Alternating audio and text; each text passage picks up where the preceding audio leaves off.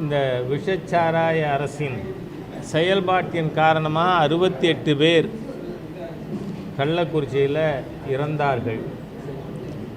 அது பற்றி இப்போ சிபிஐக்கு நீதிமன்றமே சிபிஐ விசாரிக்கட்டும் என்று கூறியிருப்பது வரவேற்கத்தக்கது.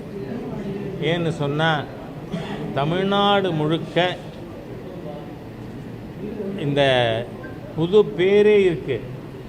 டாஸ்மாக் சாராயம் சந்துக்கடை சாராயம்னு ஒன்று. ஏன்னா என்னுடைய அருமை நண்பர் துரைமுருகன் அவர்களே ஒத்துன்ருக்கார்.